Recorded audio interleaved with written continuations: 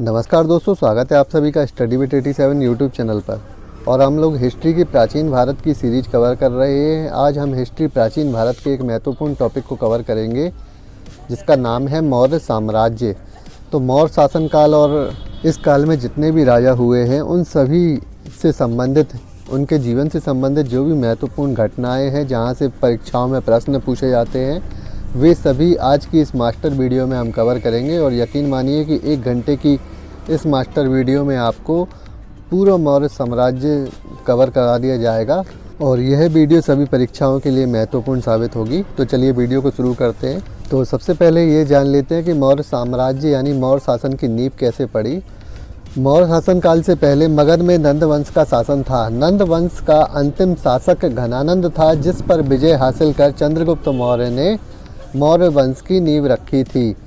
तो मौर्य शासन काल से पहले जो है एक नंद वंश का साम्राज्य चल रहा था और नंद वंश का जो अंतिम शासक था घनानंद, जिसे इतिहास में महापद्मानंद के नाम से भी जाना गया है। तो महापद्मानंद और घनानंद एक ही व्यक्ति है और अंतिम शासक है नंद वंश का, जिस पर चंद्रगुप्त मौर्य ने विजय हासिल कर अपने मौर्य वंश की यानी मौर्य शासन की नींव रखी थी। इतिहास में वर्णित है कि चंद्रगुप्त मौर्य ने यह विजय अपने गुरु विष्णुगुप्त अर्थात चाणक्य के अपमान का बदला लेने के लिए की थी। तो चाणक्य के बारे में आप सभी लोग जानते हैं, उनके अन्य नाम विष्णुगुप्त भी है और कौटिल्य के नाम से भी इन्हें जाना जाता है। ये तीनों नाम उन्हीं के हैं। और जो नंद वंश का अंतिम शासक है घनानंद, इसने चाणक्य का अपमान किया था, जिस वजह से चंद्रगुप्त मौर्य ने इस पर विजय हासिल कर मौर्य साम्राज्य की नींव रखी थी। चलिए अगला देख लेते हैं। चंद्रगुप्त मौर्य का साम्राज्य विस्तार कितना था और कहाँ तक इसका साम्राज्य फैला हुआ था, तो इसके विषय में जान लेते हैं। चंद्रगुप्त मौर्य ने मौर्य वंश की नींव 322 अथवा 321 ईसा पूर्व रखी। तो 320-21 ईसा पूर्व इन्होंने चंद्रगुप्त ने मौर्य वंश की नींव रखी थी और इसे प्रथम ऐतिहासिक सम्राट कहा गया है, यानी इतिहास में प्रथम सम्राट के नाम से इनको दर्ज किया गया है। तो प्रथम ऐतिहासिक सम्राट के विषय में पूछा जाए तो याद रखिएगा चंद्रगुप्त मौर्य टिक करना है आपको, अशोक टिक नहीं करना है। कई लोग अशोक लगाते हैं एग्जाम में, लेकिन प्रथम ऐतिहासिक सम्राट चंद्रगुप्त मौर्य ही हैं और इनका साम्राज्य भी काफ़ी विस्तार था, तो वह भी देख लेते हैं। चंद्रगुप्त मौर्य ने विशाल साम्राज्य की स्थापना की। इसका साम्राज्य उत्तर में कश्मीर, दक्षिण में कर्नाटक, पूरब में बंगाल एवं उत्तर पश्चिम में ईरान तक फैला हुआ था। तो काफ़ी बड़ा साम्राज्य था इसका। अगर यहाँ से प्रश्न डायरेक्ट पूछे जाते हैं कि चंद्रगुप्त मौर्य का जो उत्तर में साम्राज्य है कहाँ तक फैला हुआ था, तो याद रखिए कश्मीर में, यानी कश्मीर तक फैला हुआ था, दक्षिण में कर्नाटक तक फैला हुआ था, पूरब में बंगाल और उत्तर पश्चिम में ईरान तक फैला हुआ था।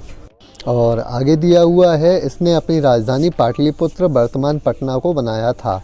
तो यह प्रश्न तो अनेकों बार पूछा गया है कि चंद्रगुप्त मौर्य ने अपनी राजधानी किसे बनाया, तो पाटलिपुत्र याद रखिएगा। चलिए आगे कुछ और महत्वपूर्ण पॉइंट हैं, उनको भी देख लेते हैं। यहाँ चंद्रगुप्त के वंश की उत्पत्ति पर कुछ प्राचीन इतिहासकारों ने अपने कथन दिए हैं, तो उनके विषय में देख लेते हैं। कहने का मतलब ये है कि चंद्रगुप्त मौर्य किस वंश से था, इसमें काफ़ी मतभेद था और कई जगहों पर इसके बारे में विभिन्न बातें मिलती हैं कि, तो उनके विषय में देख लेते हैं। विशाखदत्त द्वारा कृत मुद्रा राक्षस। तो सबसे पहले तो आपको बता दें कि यह प्रश्न परीक्षा में पूछा जाता है कि मुद्रा राक्षस किसकी रचना है, तो याद रखिएगा विशाखदत्त के द्वारा इसे लिखा गया है। और विशाखदत्त ने अपनी इस कृति मुद्रा राक्षस में चंद्रगुप्त को नंद राज्य का पुत्र बताया है, यानी जो नंद वंश चल रहा था तो नंदराज का पुत्र ही इसको बताया गया है मुद्रा राक्षस में। मुद्रा राक्षस में चंद्रगुप्त को कुलहीन तथा वृषल भी कहा गया है, वृषल कभी कहा गया है। तो आपको बता दें कि जो महापद्मानंद है उसे निम्न कुल का शासक बताया गया है इतिहास में। तो यही कारण है कि चंद्रगुप्त मौर्य को भी कुलहीन कहा गया है मुद्रा राक्षस में। और आगे दिया है कि क्षेमेंद्र कृत व्रत कथा मंजरी एवं सोमदेव द्वारा कृत कथा सरिता सागर में चंद्रगुप्त की शूद्र उत्पत्ति का विवरण मिलता है। तो पूछा जाता है प्रश्न कि चंद्रगुप्त की शूद्र उत्पत्ति का विवरण किन जगहों से मिलता है, किन कृतियों में मिलता है, तो याद रखिएगा व्रत कथा मंजरी जो क्षेमेंद्र के द्वारा लिखी गई और कथा सरिता सागर जो सोमदेव के द्वारा लिखी गई। और आगे दिया है कि बौद्ध धर्म के महाबोधि वंश में चंद्रगुप्त को राजकुल एवं दिव्यवदान में क्षत्रिय वंश का बताया गया है। तो ये सभी चंद्रगुप्त वंश की उत्पत्ति के विषय में विचार थे। तो किसी में उसे कुलहीन बताया गया है, तो किसी में राजकुल का, क्षत्रिय वंश का बताया गया है। ये सभी महत्वपूर्ण बातें याद रखिएगा। चलिए आगे देख लेते हैं चंद्रगुप्त की उपाधियाँ एवं उनके अन्य नाम के विषय में देख लेते हैं। विलियम जोन्स ऐसे पहले विद्वान थे जिन्होंने चंद्रगुप्त मौर्य की पहचान सेंट्रोकोटस के नाम से की थी। तो सेंट्रोकोटस एक उपाधि है, एक नाम है जिसके विषय में परीक्षाओं में पूछा जाता है कि सेंट्रोकोटस किसकी उपाधि है। 4 ऑप्शन दिए जाते हैं, तो आपको सही ऑप्शन टिक करना है, चंद्रगुप्त मौर्य। चलिए आगे देख लेते हैं। जस्टिन नामक यूनानी विद्वान ने चंद्रगुप्त मौर्य को सेंट्रोकोटस कहा। तो सेंट्रोकोटस विलियम जोन्स ने भी इनकी पहचान सेंट्रोकोटस के रूप में की थी, और उसके बाद जस्टिन नामक जो यूनानी विद्वान है उसने भी चंद्रगुप्त मौर्य को सेंट्रोकोटस ही कहा है। और इसके अलावा एरियन एवं प्लूटार्क ने चंद्रगुप्त मौर्य का वर्णन एंड्रोकोटस के नाम से किया है। तो महत्वपूर्ण 2 नाम है, सेंड्रोकोटस और एंड्रोकोटस, इसके 2 महत्वपूर्ण नाम हैं, उपाधियां हैं, तो इनके विषय में याद रखिएगा। और विलियम जोन्स ने सबसे पहले इनको सेंट्रोकोटस कहा, यह भी महत्वपूर्ण बात है। देखिए आपको बता दें कि इतिहास के प्राचीन भारत में हमने इससे पहले वैदिक साहित्य, सिंधु घाटी सभ्यता और बौद्ध धर्म, जैन धर्म, इन सभी टॉपिक्स पर आधारित मास्टर वीडियो पिछले समय में जारी की हैं। उन्हें आप चैनल के प्लेलिस्ट में जाकर चेक कर सकते हैं, वहां से आपको इन विषयों की संपूर्ण जानकारी हो जाएगी। और आज की इस वीडियो में हम मौर्य साम्राज्य के विषय में देख रहे हैं। इसके बाद हम गुप्त साम्राज्य यानी गुप्त वंश के बारे में भी एक मास्टर वीडियो जारी करेंगे। इस तरीके से आपकी पूरी प्राचीन भारत कवर हो जाएगी। फिर उसके आगे हम मध्यकालीन भारत, आधुनिक भारत, सभी चीज़ों को कवर करेंगे। चलिए आगे देख लेते हैं चाणक्य एवं उनका अर्थशास्त्र। तो चाणक्य और अर्थशास्त्र के विषय में भी कुछ महत्वपूर्ण पॉइंट है, उनको जान लेते हैं। तो चाणक्य के अन्य नाम विष्णुगुप्त एवं कौटिल्य थे। तो हमने ये आपको पहले भी बताया कि चंद्रगुप्त के 2 अन्य नाम भी हैं, जिसमें से महत्वपूर्ण नाम है विष्णुगुप्त, और कौटिल्य के नाम से भी उन्हें जाना जाता है। यह चंद्रगुप्त मौर्य के गुरु एवं उनके दरबार में प्रधानमंत्री के पद पर कार्यरत थे। तो आपको बता दें कि ये कौटिल्य जो हैं चंद्रगुप्त मौर्य के गुरु तो थे ही, इनके अलावा इनके दरबार में प्रधानमंत्री का कार्य भी यही देखते थे। और पुराणों में कौटिल्य को द्विजर्षम भी कहा गया है, जिसका अर्थ है श्रेष्ठ ब्राह्मण। तो पुराणों में जो कौटिल्य को श्रेष्ठ ब्राह्मण माना गया है। और आगे दिया है कि चाणक्य की शिक्षा दीक्षा तक्षशिला विश्वविद्यालय में हुई और यह यहाँ के आचार्य भी रहे हैं। तो तक्षशिला बौद्ध शिक्षा का एक महत्वपूर्ण केंद्र था, और यहाँ से जो चंद्रगुप्त मौर्य है इनकी भी शिक्षा हुई थी, और उस समय यहाँ आचार्य थे चाणक्य। तो इनके विषय में याद रखिएगा। और कई लोग नालंदा के आचार्य भी मानते हैं चाणक्य को, पर तक्षशिला के भी आचार्य रहे हैं। तो दोबारा से आपको बता दें कि चाणक्य के जो अन्य नाम है विष्णुगुप्त और कौटिल्य हैं, और यह उनके गुरु के अलावा प्रधानमंत्री का कार्य भी देखते थे, और श्रेष्ठ ब्राह्मण पुराणों में इनको कहा गया है। और इनकी शिक्षा दीक्षा तक्षशिला विश्वविद्यालय से हुई है, और यह यहाँ के आचार्य भी रहे हैं। तो ये सारी महत्वपूर्ण बातें याद रखिएगा। चलिए आगे कुछ और भी महत्वपूर्ण पॉइंट है अर्थशास्त्र के विषय में, उनको देख लेते हैं। मौर्य काल में कौटिल्य द्वारा रचित अर्थशास्त्र राजनीति शास्त्र का अद्वितीय ग्रंथ है, यानी राजनीति शास्त्र का सबसे बड़ा ग्रंथ है कौटिल्य का जो अर्थशास्त्र ग्रंथ है, यानी जो उनके द्वारा लिखा गया है। अर्थशास्त्र काफ़ी महत्वपूर्ण है, और यहाँ से प्रश्न पूछे जाते हैं कि अर्थशास्त्र में किन चीज़ों का वर्णन है। तो यह भी आगे हम इस पर चर्चा करेंगे। तो चलिए देख लेते हैं। अर्थशास्त्र में राज्य के सप्तांग सिद्धांत का वर्णन है। इस सप्तांग सिद्धांत में राजा, अमात्य, जनपद, दुर्ग, कोष, दंड एवं मित्र की व्याख्या है। तो यह सप्तांग सिद्धांत जो है बहुत ही महत्वपूर्ण सिद्धांत है कि राजा किस प्रकार का होना चाहिए, जनता किस प्रकार की होना चाहिए, जिला कैसा होना चाहिए, किला कैसा होना चाहिए, राजा का कोष कैसा होना चाहिए, और दंड किस प्रकार का किस सज़ा पर मिलना चाहिए, मित्र की व्याख्या क्या है, मित्र सच्चा मित्र कौन होता है। तो ये सारे जो सिद्धांत हैं, यह सप्तांग सिद्धांत इस अर्थशास्त्र में वर्णित हैं। और इसके अलावा आगे दिया है कि अर्थशास्त्र में कुल 15 अधिकरण यानी 15 भाग हैं, 180 प्रकरण हैं जिन्हें उपभाग के रूप में भी जाना जाता है, और 6000 श्लोकों सहित अन्य पुरुष शैली में विभक्त है। तो अन्य पुरुष शैली आप जानते होंगे कौन सी होती है, प्रथम पुरुष शैली, द्वितीय पुरुष शैली और इसके अलावा अन्य पुरुष शैली भी होती है। तो इनके विषय में मैंने पहले बताया है आपको प्रश्नों के माध्यम से। तो याद रखिएगा, अर्थशास्त्र में कुल 15 भाग हैं, 180 उपभाग हैं और 6000 श्लोकों का यह एक ग्रंथ है जिसमें राजनीति के विषय में बताया गया है। और सप्तांक सिद्धांत के बारे में हमने आपको बता ही दिया। देखिए, मैं आपको इस वीडियो में जो भी महत्वपूर्ण पॉइंट बता रहा हूँ ये सभी परीक्षाओं के लिए महत्वपूर्ण है। इसमें आप पीएससी यानी यूपी पीसीएस लेवल की भी तैयारी कर सकते हैं और सभी परीक्षाओं के लिए महत्वपूर्ण है, चाहे यूपी SSS हो, रेलवे हो या यूपी पुलिस हो, कोई भी एग्ज़ाम हो, सभी के लिए महत्वपूर्ण है। तो जितना मैं पढ़ाता जा रहा हूँ आप इसको पढ़ते जाइए और इसी के अनुसार अपने नोट्स भी तैयार कर लीजिएगा कि एग्ज़ाम के समय पे आप उसका समय से रिवीजन कर सकें ताकि परीक्षा तक आपको सारी चीज़ें याद बनी रहे। चलिए आगे कुछ और महत्वपूर्ण पॉइंट है वह भी देख लेते हैं। कौटिल्य के अर्थशास्त्र में दीवानी न्यायालय को धर्मस्थीय एवं इसके न्यायाधीश को धर्मस्थ कहा गया है। तो सबसे पहले आपको बता दें दीवानी न्यायालय क्या होते हैं, इनके विषय में आपको पता होना चाहिए। दीवानी न्यायालय जो है वह संपत्ति संबंधी जो मुकदमे चलते हैं, जिन न्यायालयों में ज़मीन संबंधी, संपत्ति संबंधी जो न्यायालय में मुकदमे चलते हैं वे दीवानी न्यायालय के अंतर्गत आते हैं और इनके न्यायाधीश को ही कौटिल्य ने धर्मस्थ कहा है और दीवानी न्यायालय को धर्मस्थीय कहा गया है। इसके अलावा फौजदारी न्यायालय वो होते हैं जो आपराधिक मुकदमे जिन न्यायालयों में चलते हैं उन्हें फौजदारी न्यायालय कहा जाता है। फौजदारी न्यायालय को अर्थशास्त्र में कंटक शोधन एवं इसके न्यायाधीश को प्रेदेष्टा कहा गया है। तो ये दोनों महत्वपूर्ण बातें हैं, यहाँ से प्रश्न डायरेक्ट परीक्षाओं में पूछे जाते हैं कि कौटिल्य के अर्थशास्त्र में दीवानी न्यायालय को क्या कहा गया है, दीवानी न्यायालय के न्यायाधीश को क्या कहा गया है, फौजदारी न्यायालय को क्या बोला गया है या फौजदारी न्यायालय के न्यायाधीश को क्या कहा गया है। तो ये चारों महत्वपूर्ण पॉइंट याद रखिएगा। चलिए आगे देख लेते हैं। अर्थशास्त्र में कृषि विभाग का प्रमुख सीताध्यक्ष कहलाता था। तो इस तरीके से इसको याद कर लीजिए कि जब राजा जनक को सीता जो माता जो हैं वह ज़मीन की खुदाई के दौरान मिली थी, जब वो हल चला रहे थे खेत में, तो उसी से एक आइडिया लगा लीजिए कि कृषि विभाग का जो प्रमुख है सीताध्यक्ष कहलाया। अर्थशास्त्र में कृषि विभाग के अध्यक्ष को सीताध्यक्ष कहा गया है।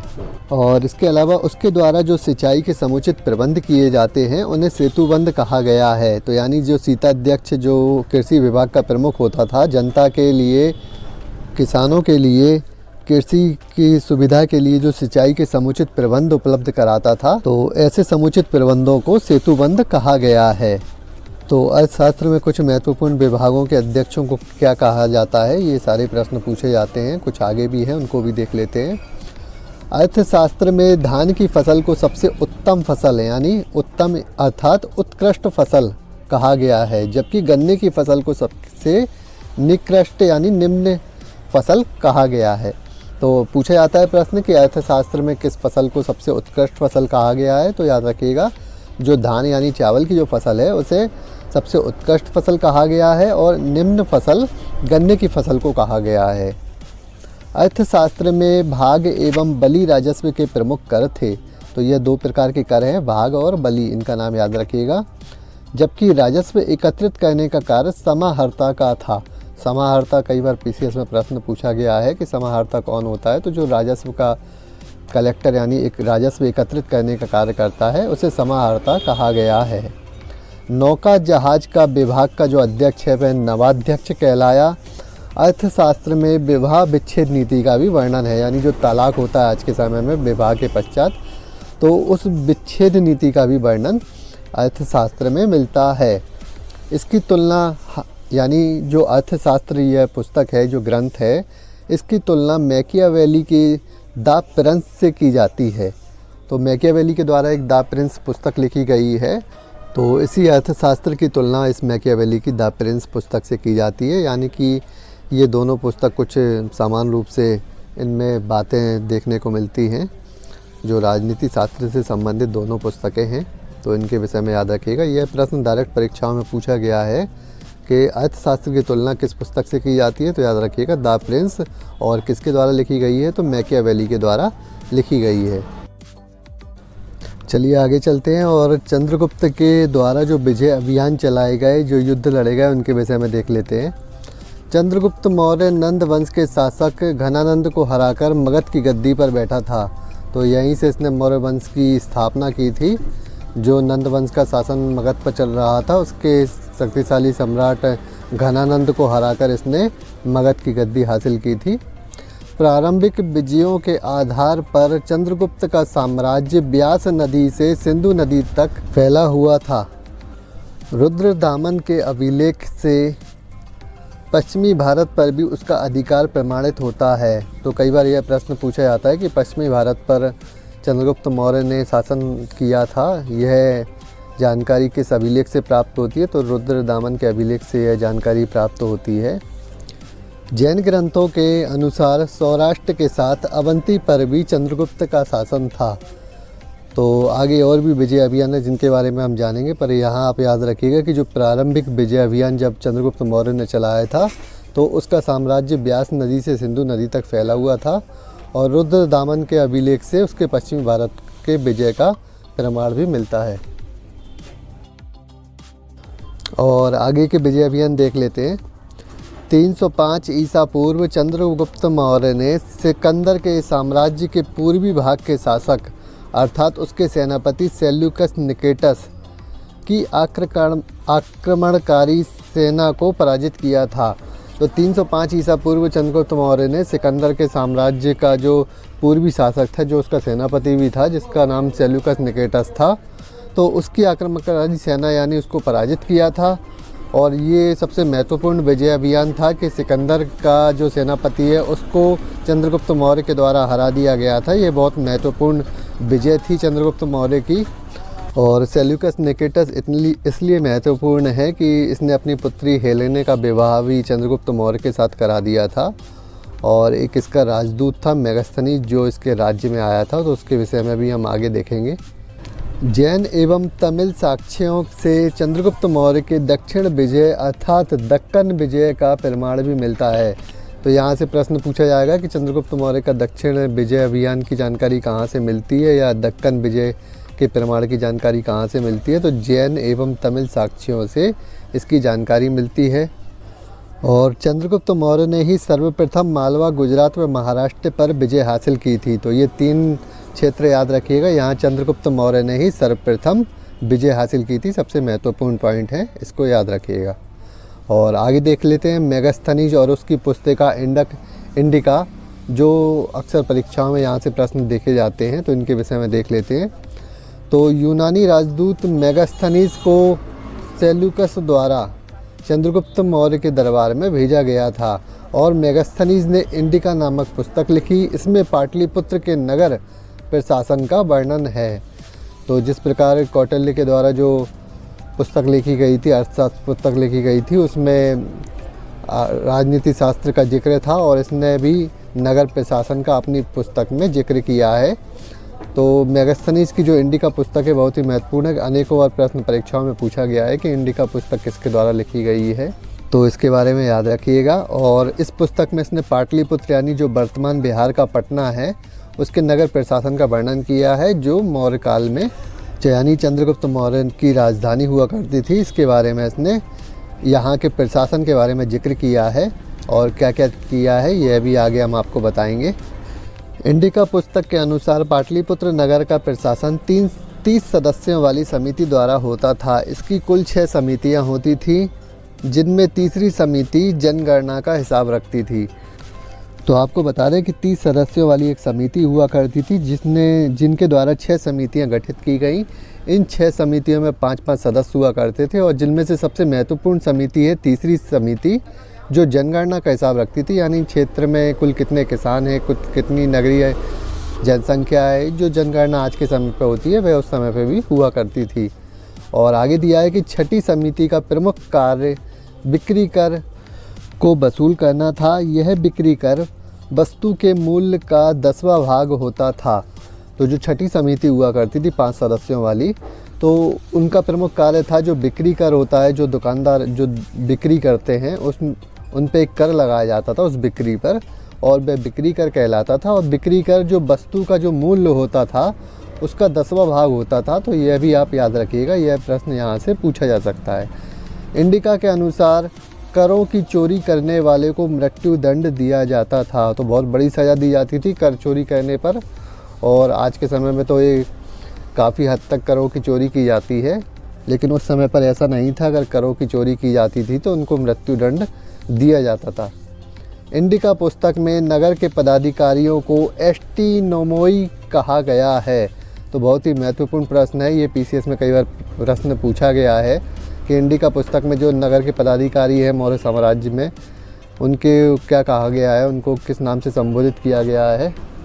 तो याद रखिएगा, एस्टीनोमोई नाम से उनको संबोधित किया गया है। देखिए, वैसे तो आपको बता दूं कि जो इंडिका पुस्तक है, अगर इसके बारे में आपको पूरा पढ़ाने लग गए तो पूरी एक वीडियो केवल पुस्तक के ऊपर बन जाएगी। परंतु जो मौर्य साम्राज्य के दृष्टि से जो महत्वपूर्ण प्रश्न जो परीक्षाओं में बनते हैं, उनको ही लेकर इस वीडियो में पूरा कवर किया गया है, ताकि आपको एक ही वीडियो में पूरा मौर्य साम्राज्य क्लियर हो जाए। और जो प्रश्न नहीं पूछे जा सकते उन्हें वीडियो से अवॉइड किया गया है, लेकिन फिर भी ज़्यादातर चीज़ें आपको इसमें पढ़ा दी गई हैं। तो चलिए आगे देख लेते हैं। मेगास्थनीज एवं उनकी पुस्तक के बारे में कुछ और भी महत्वपूर्ण बातें हैं, उनको भी देख लेते हैं। मेगास्थनीज ने तत्कालीन भारतीय समाज को 7 भागों में विभाजित किया था। तो बहुत ही महत्वपूर्ण प्रश्न है, यह प्रश्न पहले भी पूछा गया है कि मेगास्थनीज ने अपनी पुस्तक में भारतीय समाज को कितने भागों में बांटा है। तो याद रखिएगा, 7 भागों में बांटा है। और कौन से ये 7 भाग हैं उनको भी देख लेते हैं। तो पहला भाग है दार्शनिक, दूसरा कृषक, तीसरा पशुपालक, चौथा कारीगर, 5वां योद्धा, छठा निरीक्षक और 7वां मंत्री। इन 7 भागों में भारतीय समाज को मेगास्थनीज के द्वारा बांटा गया है, यानी विभाजित किया गया है। मेगास्थनीज के अनुसार मौर्य साम्राज्य में कोई भी व्यक्ति अपनी जाति से बाहर विवाह नहीं कर सकता था और ना ही भिन्न व्यापार कर सकता था। यानी भिन्न व्यापार का मतलब यह हो गया, जैसे कि कोई नाई है, अगर वह बाल काटने का काम करता है तो केवल बाल ही काटेगा और कोई दूसरा व्यापार नहीं कर सकता है। तो यह इस प्रकार की प्रथा मौर्य साम्राज्य में चल रही थी। तो कौन कौन सी बातें हैं दोबारा देख लीजिए। मौर्य साम्राज्य में कोई भी व्यक्ति अपनी जाति से बाहर विवाह नहीं कर सकता था, यानी अपनी ही जाति में केवल विवाह का प्रचलन था और अपना ही स्वयं का व्यापार कर सकता था। और ना ही इसमें, यानी कि जो मेगास्थनीज था, ना ही इसने अपनी पुस्तक में दास प्रथा का कोई वर्णन किया है। तो दास प्रथा का कहीं भी वर्णन नहीं है मौर्य साम्राज्य में कि दास प्रथा उस समय चल रही थी। इस बात का भी विशेष ध्यान रखिएगा। ये इस तरह के पॉइंट कई बार प्रश्नों में पूछ लिए जाते हैं कि मौर्य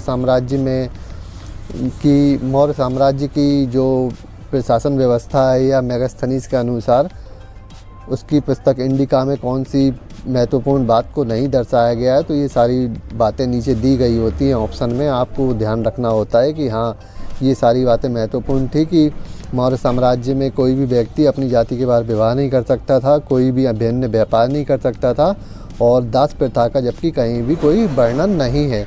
तो ये सभी महत्वपूर्ण पॉइंट हैं, इनको याद रखिएगा। तो चलिए आगे मौर्य साम्राज्य के प्रमुख पदाधिकारी, उनके विषय में देख लेते हैं कि जो मौर्य साम्राज्य में प्रमुख पदाधिकारी होते थे उन्हें किस नाम से जाना जाता था। यहाँ से प्रश्न परीक्षाओं में देखे जाते हैं। तो मौर्य मंत्री परिषद में कर इकट्ठा करने का कार्य समाहर्ता करता था, यानी कि जो कर को वसूल करता था, इकट्ठा करता था, उसे समाहर्ता का नाम दिया गया था। समाहर्ता एक पद था। तो यह जो समाहर्ता है ऐसा पदाधिकारी था जो कर इकट्ठा करने का कार्य करता था। सीमा के दुर्गों की रक्षा अर्थात सीमा रक्षक अंतपाल था। तो जो सीमा रक्षक है उसे अंतपाल कहा जाता था। और जबकि विभाग अर्थात कमिश्नरियों का प्रशासक प्रेदेष्टा होता था।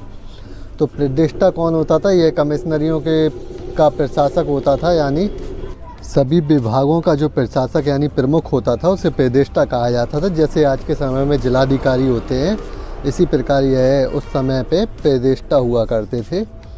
आय व्यय का लेखा जोखा करने वाले को सन्निदाता एवं माप तौल विभाग के अध्यक्ष को पितावध्यक्ष कहा गया है।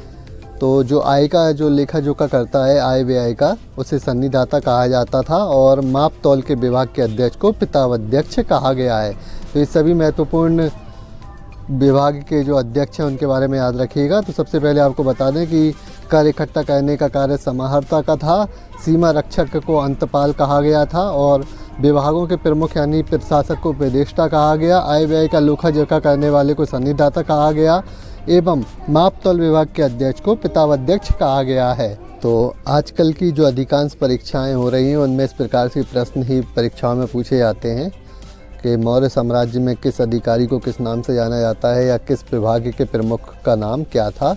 तो ये सारे महत्वपूर्ण पॉइंट आपको याद रखने हैं। यहाँ से अनेकों बार प्रश्न पूछे गए हैं और आगे भी पूछे जाने की संभावना है। और आपको बता दें कि इस 1 घंटे की वीडियो में आपका पूरा मौर्य साम्राज्य कवर हो जाएगा। मौर्य साम्राज्य में जितने भी महत्वपूर्ण प्रश्न पर आज तक परीक्षाओं में पूछे गए हैं या आगे भी पूछे जाने की संभावना है, उन सभी प्रश्नों को ध्यान में रखते हुए ही यह वीडियो बनाई गई है। सभी महत्वपूर्ण पॉइंटों को आपको इस एक वीडियो में देखने को मिलेंगे। तो चलिए आगे बढ़ते हैं। तो आगे चंद्रगुप्त मौर्य और उनकी पत्नियों के विषय में देख लेते हैं। चंद्रगुप्त मौर्य के कितने विवाह हुए, कितनी पत्नियां हैं, उनसे कौन से पुत्र उत्पन्न हुए, तो सभी जानकारी देख लेते हैं। चंद्रगुप्त मौर्य के 3 विवाह हुए थे। 3 पत्नियों में प्रथम पत्नी का नाम दुर्धरा था। तो प्रथम जो पत्नी थी वह दुर्धरा थी और उसके पुत्र से बिंदुसार का जन्म हुआ था। तो बिंदुसार की माता के बारे में कई बार प्रश्न पूछा गया है। तो बिंदुसार की जो माता है वह चंद्रगुप्त मौर्य की प्रथम पत्नी दुर्धरा थी और दूसरी पत्नी सिकंदर के सेनापति सेल्यूकस की पुत्री हेलेना थी। तो इसके बारे में हमने पहले भी आपको बताया था कि जब सेनापति सेल्यूकस निकेटस को इसने हरा दिया था चंद्रगुप्त मौर्य ने, तो उसने अपनी पुत्री हेलेना का विवाह इसके साथ किया था और काफ़ी उस समय दहेज भी दिया था इन्हें। हाथी घोड़े काफ़ी सोना चांदी भी इनको दिया था।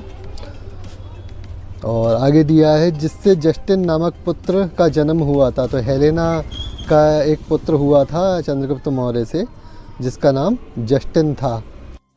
और आगे दिया है कि चंद्रगुप्त मौर्य की तीसरी पत्नी चंद्रनंदिनी थी। तो चंद्रनंदिनी के बारे में आपने काफ़ी सुना होगा, काफ़ी टीवी सीरियल्स भी इसके ऊपर बने हुए हैं। तो यही वह तीसरी पत्नी इनकी नंदिनी थी जिसे चंद्रनंदिनी के नाम से भी जाना जाता है। तो ये 3 महत्वपूर्ण चंद्रगुप्त मौर्य की 3 पत्नियां थीं। 3 विवाह के बारे में उल्लेख मिलता है इसके। और बिंदुसार इनका जो पुत्र था वह इनका अगला वारिस बना था और जो बिंदुसार है वह इनकी जो प्रथम पत्नी थी दुर्धरा, उसके गर्भ से उसका जन्म हुआ था बिंदुसार का। ये महत्वपूर्ण पॉइंट है, याद रखिएगा। और बिंदुसार का पुत्र अशोक हुआ जो चक्रवर्ती सम्राट बना आगे चलकर। और बिंदुसार के विषय में आपको बता दें कि बिंदुसार को महान पिता का पुत्र और महान पुत्र का पिता कहा गया है, क्योंकि उनके जो पिता थे चंद्रगुप्त मौर्य वे एक महान शासक थे और जो बिंदुसार के पुत्र थे अशोक वे भी महान शासक रहे हैं। तो इस वजह से उन्हें महान पिता का पुत्र और महान पुत्र का पिता भी कहा गया है। ये महत्वपूर्ण पॉइंट है, याद रखिएगा। चलिए आगे कुछ और महत्वपूर्ण पॉइंट हैं उनको भी देख लेते हैं। तो आगे दिया है चंद्रगुप्त मौर्य और जैन धर्म। तो जैन धर्म से चंद्रगुप्त मौर्य किस प्रकार संबंधित हैं और जैन धर्म से उनका क्या लगाव रहा है, इसके विषय में देख लेते हैं। चंद्रगुप्त मौर्य ने आचार्य भद्रबाहु, ये एक जैन आचार्य थे भद्रबाहु, तो इन्होंने जैन धर्म की दीक्षा ली थी चंद्रगुप्त मौर्य ने। किससे? आचार्य भद्रबाहु से। यह प्रश्न पूछा गया है, इनका नाम याद रखिएगा। प्रश्न इस प्रकार से पूछा जाता है कि चंद्रगुप्त मौर्य ने किस जैन आचार्य से दीक्षा प्राप्त की थी, तो याद रखिएगा भद्रबाहु। उत्तर भारत में 12 वर्ष के अकाल पड़ने पर चंद्रगुप्त मौर्य ने जैन आचार्य भद्रबाहु के साथ दक्षिण की पहाड़ियों पर जाकर तप किया था। तो 12 वर्ष का जब अकाल पड़ा था इनके राज्य में, उत्तर के शासन में यानी उत्तर भारत में, तो चंद्रगुप्त मौर्य इन्हीं जैन आचार्य के साथ में दक्षिण की पहाड़ियों पर जाकर वहाँ जैन धर्म का पालन करते हैं यानी तपस्या करते हैं और जैन धर्म के पूरे आचार विचार अपनाते हैं। और आगे दिया है चंद्रगुप्त मौर्य ने अपने अंतिम समय में कर्नाटक के श्रवणबेलगोला तो कर्नाटक का यह श्रवणबेलगोला बहुत ही महत्वपूर्ण स्थान है। यहाँ पर चंद्रगुप्त मौर्य ने अपना अंतिम समय बिताया था। तो दिया है कि श्रवणबेलगोला में स्थित चंद्रगिरी की पहाड़ियों पर संलेखना विधि से अपने प्राण त्याग दिए थे। तो यह भी प्रश्न पूछा जाता है कि चंद्रगुप्त मौर्य ने अपने प्राण किस विधि से त्यागे थे। तो संलेखना विधि याद रखिएगा। संलेखना विधि एक इस प्रकार की विधि है कि इसमें अपने शरीर को कष्ट देकर प्राण त्याग दिए जाते हैं, यानी खाना पीना त्याग दिया जाता है, यही संलेखना विधि कहलाती है। तो यानी कि उन्होंने अपने अंतिम समय में चंद्रगिरी की पहाड़ियों पर खाना पीना त्याग करके जो तप साधना की थी और इस विधि से, संलेखना विधि से उन्होंने अपने प्राणों को त्याग दिया था। तो ये महत्वपूर्ण पॉइंट है जो चंद्रगुप्त मौर्य के जैन धर्म से संबंधित हैं। चलिए, इसके अलावा चंद्रगुप्त मौर्य के जीवन से संबंधित कुछ और भी महत्वपूर्ण तथ्य हैं, उनको भी देख लेते हैं। यहाँ से प्रश्न डायरेक्ट परीक्षाओं में देखे गए हैं। चंद्रगुप्त मौर्य के द्वारा लिबरेटर अर्थात साधु की उपाधि भी ग्रहण की गई है। तो चंद्रगुप्त मौर्य को लिबरेटर की उपाधि भी दी गई है और लिबरेटर का जो अर्थ है वह है साधु। चंद्रगुप्त मौर्य के राज्यपाल पुष्यगुप्त ने सुदर्शन नामक झील का निर्माण भी कराया था। तो चंद्रगुप्त मौर्य का जो राज्यपाल था, जिसे पुष्यगुप्त के नाम से जाना जाता था, और इसने सुदर्शन झील का निर्माण भी कराया था और आगे समय पर सुदर्शन झील का पुनर्जीर्णोद्धार भी कराया गया था। तो उनके विषय में भी हम आगे देखेंगे। और यह जो झील है यह गुजरात के गिरनार क्षेत्र में स्थित है। तो यह भी पूछा जा सकता है कि सुदर्शन झील कहाँ पर स्थित है। तो गुजरात के गिरनार क्षेत्र में स्थित है। और आगे दिया है कि सेल्यूकस निकेटस ने चंद्रगुप्त को काबुल, कंधार, हेरात एवं बलूचिस्तान सौंपा था। तो हमने आपको बताया था सेल्यूकस निकेटस के साथ जब चंद्रगुप्त मौर्य का युद्ध हुआ था तो सेल्यूकस निकेटस हार गया था और अलेक्जेंडर यानी सिकंदर का सेनापति था ये। तो इसने अपनी पुत्री हेलेना का चंद्रगुप्त मौर्य के साथ विवाह करा दिया था और दहेज में आप कह सकते हैं कि ये चारों राज्यों की जो कमान है वह चंद्रगुप्त मौर्य को सौंप दी थी और 500 हाथी भी दहेज में दिए थे। इस तरह की काफ़ी प्रचलित बातें इतिहास में वर्णित हैं। देखिए, आपको बता दें कि चंद्रगुप्त मौर्य के जीवन से संबंधित जितनी भी महत्वपूर्ण घटनाएं हैं उन सभी घटनाओं को क्रम बार क्रम हमने इस वीडियो में आपके सामने प्रस्तुत किया है। और यहाँ से पीसीएस और टीजीटी वगैरह काफ़ी एग्जामों में प्रश्न डायरेक्ट पूछे गए हैं। पिछले पेपर आप उठाकर देख सकते हैं। और ऐसी ही महत्वपूर्ण वीडियो हमने प्राचीन भारत इतिहास की पहले भी जारी की है, जिनमें सिंधु घाटी सभ्यता, वैदिक साहित्य, बौद्ध धर्म, जैन धर्म, इस तरह की सारी मास्टर वीडियो प्लेलिस्ट में उपलब्ध हैं। उनको आप पीछे जाकर चेक कर सकते हैं। प्रयास ये किया गया है कि एग्ज़ाम में जो भी प्रश्न पूछे जाते हैं वो आपको इन वीडियो से उपलब्ध हो जाएं। तो चलिए आगे देख लेते हैं। अभी चंद्रगुप्त एवं मौर्य शासनकाल। तो मौर्य शासनकाल से संबंधित कुछ और भी महत्वपूर्ण जानकारी है, उनको भी देख लेते हैं। चंद्रगुप्त मौर्य के दक्षिण भारत विजय की जानकारी तमिल ग्रंथ अहनानूर एवं मुरनानूर से मिलती है। तो ये तमिल ग्रंथ हैं, तो इनके नाम भी परीक्षाओं में पूछ लिए जाते हैं। तो इन दोनों ग्रंथों के नाम याद रखिएगा। तमिल ग्रंथ है और यहाँ से चंद्रगुप्त मौर्य की दक्षिण भारत विजय की जानकारी मिलती है। मुद्रा राक्षस से यह उल्लेख मिलता है कि मगध को जीतने के लिए चंद्रगुप्त मौर्य ने पर्वतक नामक राजा से सहायता ली थी। तो आपको बता दें कि मगध जीतने के लिए जब नंद वंश के घनानंद शासक के साथ चंद्रगुप्त मौर्य का युद्ध हुआ था तो इसने जो पर्वतक नामक राजा है छोटे से राज्य का, उससे भी सहायता ली थी और उसकी सेना भी इस युद्ध में शामिल हुई थी। मौर्य काल में सीताकर राज्य द्वारा नियंत्रित गांव की कृषि भूमि पर लगाया जाता है। यह प्रश्न पूछा गया है कि सीताकर किस प्रकार का कर है। तो याद रखिएगा, जो राज्य द्वारा नियंत्रित यानी राज्य के नियंत्रण में जो गांव की भूमि है और उस कृषि भूमि से जो कर लिया जाता है उसे सीताकर कहा जाता है। पहले भी हमने आपको बताया था कि कृषि संबंधित भूमि का जो अध्यक्ष होता है वह सीताध्यक्ष कहलाता है। तो यह सीताकर उसी से संबंधित है। देखिए, आजकल के जो एग्ज़ाम हैं उनमें मौर्य साम्राज्य की ये शब्दावली यहाँ पूछी जाती है कि किस विभाग के अध्यक्ष को क्या कहा जाता है। और हमने पीछे भी काफ़ी ऐसे जो शब्दावली हैं उनको कवर किया है इसी वीडियो में। और आगे इस वीडियो में कुछ शब्दावली और भी हैं जो पीछे छूट गई हैं, उनको आगे और भी कवर कर रहे हैं। और आपको बता दें कि जितना भी आपको इस वीडियो में पढ़ाया जा रहा है केवल आप उतना पढ़ते चलिए और इसके अनुसार अपने नोट्स भी तैयार कर लीजिएगा, क्योंकि आपको आगे जब भी आपके एग्ज़ाम आते हैं तो उस समय पे आपको इन सभी पॉइंट्स का रिवीजन होना बहुत ज़रूरी है। तो इसके लिए आपके अगर नोट्स स्वयं के हाथ के लिखे हुए बने होंगे तो कहीं ना कहीं आपको रिवीजन करने में आसानी रहेगी और लंबे समय तक आपको याद भी रहती हैं काफ़ी चीज़ें इस तरीके से। चलिए आगे कुछ और भी चीज़ें दी हैं, उन्हें भी देख लेते हैं। कौटिल्य के अर्थशास्त्र में राजकीय टकसाल का उल्लेख मिलता है। तो इनकी एक खुद की टकसाल होती थी चंद्रगुप्त मौर्य की, और वहाँ सिक्के डाले जाते थे। तो ऐसी एक टकसाल का जिक्र भी अर्थशास्त्र में कौटिल्य के द्वारा किया गया है। और इस टकसाल का जो अध्यक्ष होता था उसे लक्षणाध्यक्ष कहते थे। तो लक्षणाध्यक्ष नाम याद रखिएगा, यह शब्दावली भी पूछी जा सकती है। जबकि मुद्राओं का परीक्षण करने वाला मुद्रा निरीक्षक यानी रूप दर्शक कहलाता था।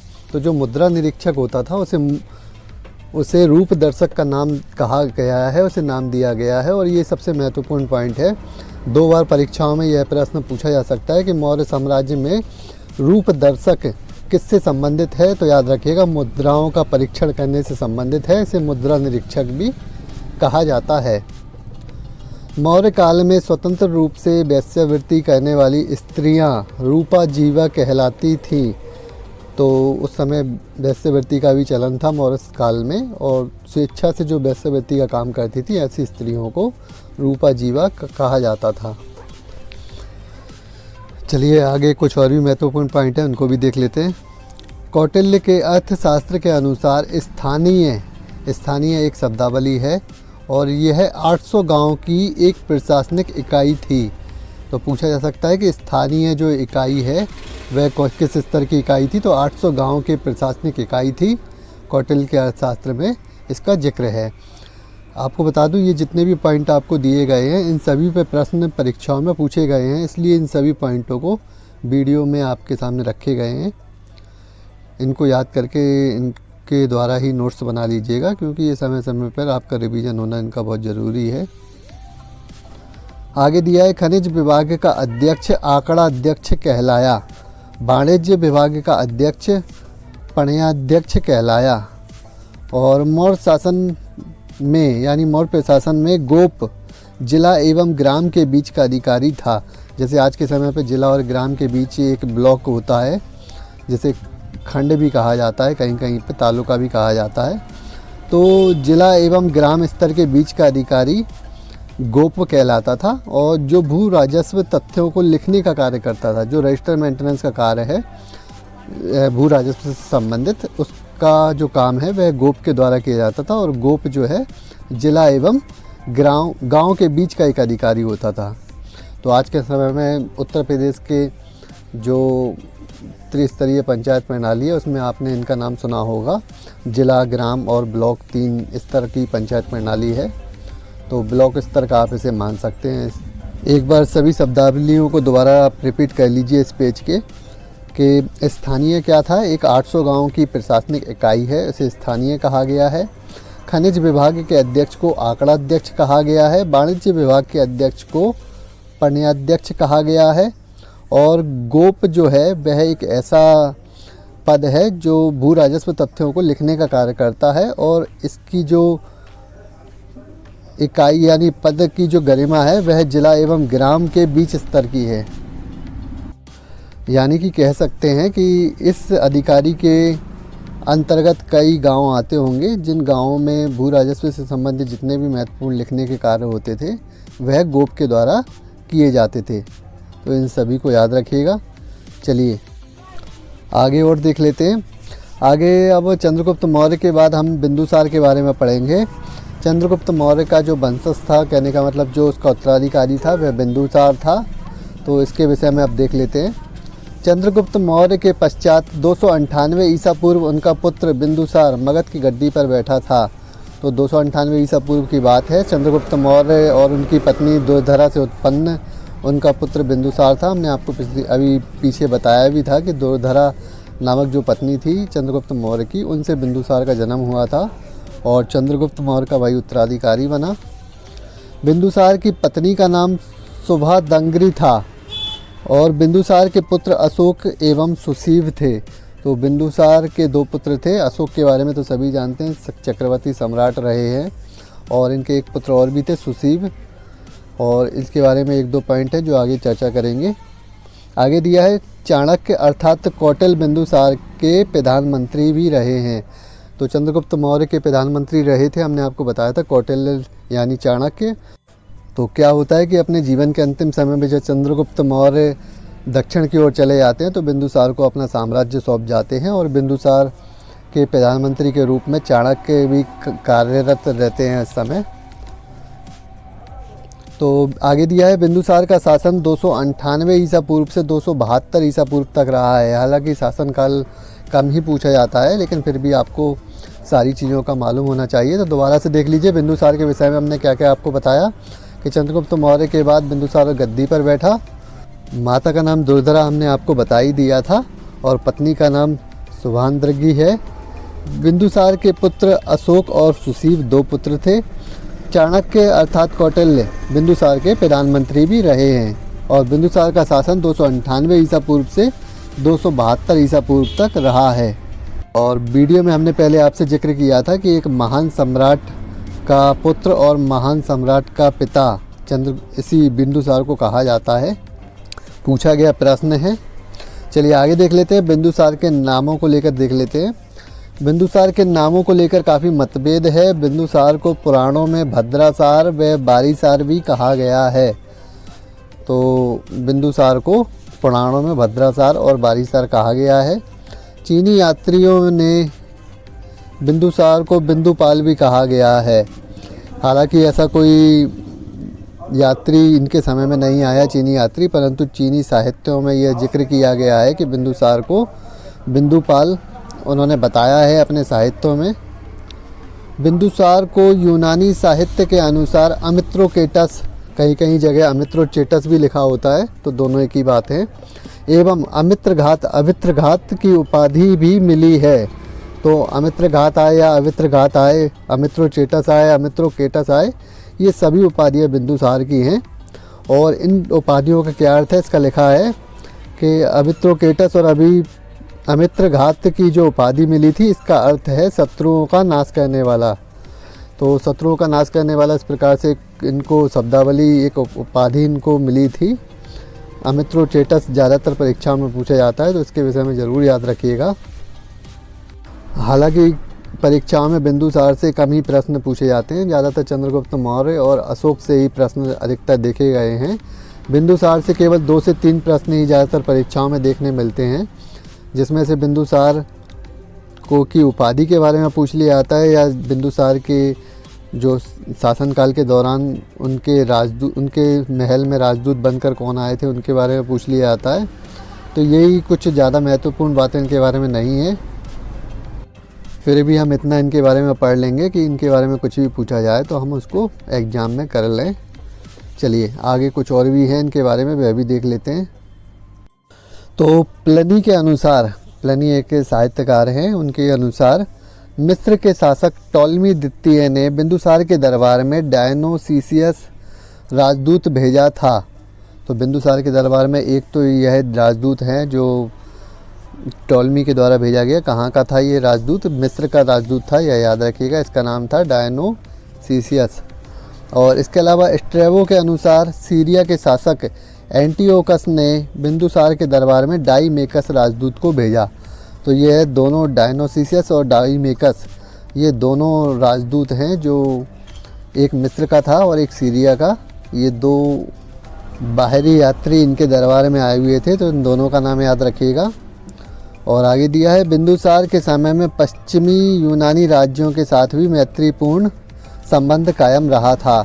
तो यूनानी राज्यों के साथ किस प्रकार मैत्रीपूर्ण संबंध कायम रहा था, आपको बता दें कि सेल्यूकस निकेटस जो था, तो उसकी चंद्रगुप्त मौर्य से इस वजह से मित्रता रही थी क्योंकि उसके वैवाहिक संबंध उससे स्थापित हो चुके थे। और इसी वजह से यूनानी राज्यों का बिंदुसार तक भी मैत्रीपूर्ण संबंध रहा था। हालांकि आगे चलकर कई संबंध खराब हुए हैं जिनके विषय में हम देखेंगे, परंतु अभी यहीं तक इसको सीमित रखते हैं। चलिए आगे के कुछ महत्वपूर्ण पॉइंट देख लेते हैं। थेरवाद परंपरा के अनुसार बिंदुसार ब्राह्मण धर्म का अनुयायी था। जिस प्रकार चंद्रगुप्त मौर्य हमने पीछे पढ़ा कि जैन धर्म का अनुयायी था, परंतु थेरवाद परंपरा के अनुसार जो बिंदुसार था वह ब्राह्मण धर्म का अनुयायी था। इसने ब्राह्मण धर्म का ज़्यादा प्रचार प्रसार किया था। बिंदुसार के शासनकाल में अशोक तक्षशिला एवं उज्जैन का शासन भार संभालता था। तो बिंदुसार ने अपने शासनकाल में अशोक को राज्यपाल बना रखा था। कहाँ का? तक्षशिला और उज्जैन यानी अवंती का। तो यहाँ का वह शासन भार संभालता था, राज्यपाल था वहाँ का। जैसे अंग्रेज़ों के समय में वायसराय थे, इस प्रकार अशोक इसके समय पर राज्यपाल था इन स्थानों पर। मौर्य साम्राज्य में पहला विद्रोह बिंदुसार के शासनकाल में तक्षशिला में हुआ था। तो हमने पीछे आपको बिंदुसार के 2 पुत्र बताए थे, एक सुसीव और एक अशोक। तो सबसे पहले जब तक्षशिला में विद्रोह हुआ तो उन्होंने अपने पुत्र सुसीव को भेजा, परंतु वह विद्रोह को दबा नहीं सका। फिर जो बिंदुसार है इन्होंने अपने पुत्र अशोक को इस विद्रोह को दबाने के लिए भेजा, और अशोक ने बहुत ही बढ़िया कार्य वहाँ किया। जो लोगों की जो समस्याएं थी, जिस वजह से विद्रोह हो रहा था, उन समस्याओं को दूर भी किया। इसके साथ ही लोगों का वहाँ दिल भी जीता, और वहाँ एक अच्छा शासक बनकर इसने बिंदुसार को दिखाया। और आगे यही कारण है कि बिंदुसार का जो उत्तराधिकारी था वह अशोक बना और आगे चलकर चक्रवर्ती सम्राट बना। तो अभी इस वीडियो में हम यहीं तक रहने देते हैं, क्योंकि कुछ टेक्निकल प्रॉब्लम की वजह से वीडियो ज़्यादा बड़ी नहीं बन पा रही है। और अशोक के बारे में हमें इतना पढ़ना है कि कम से कम परीक्षाओं में जो भी प्रश्न पूछे जाते हैं वह हम उसको कवर कर सकें, और अशोक के बारे में पढ़ने के लिए काफ़ी कुछ है। तो अभी इस वीडियो में हम चंद्रगुप्त मौर्य से बिंदुसार तक ही जो टॉपिक है हमारा, इसको कवर कर चुके हैं। इसको यहीं रोक देते हैं, और आगे की जो इसका जो पार्ट 2 बनेगा मौर्य साम्राज्य का, उसमें हम अशोक और आगे के जो शासक हैं उनको कवर करेंगे। और अशोक के बारे में जितने भी महत्वपूर्ण पॉइंट हैं, अभिलेख शिलालेखों से संबंधित, उसकी युद्ध नीति, आगे किस प्रकार उसने साम्राज्य का विस्तार किया, उन सभी के बारे में हम अगली वीडियो में पढ़ेंगे। तो वह भी आपको जल्द चैनल पर उपलब्ध हो जाएगी। अभी इस वीडियो को हम सही समाप्त करते हैं, और इस प्रकार की वीडियो आगे पाने के लिए चैनल को सब्सक्राइब कर लें, और वीडियो पसंद आती है तो लाइक कमेंट ज़रूर करें। धन्यवाद।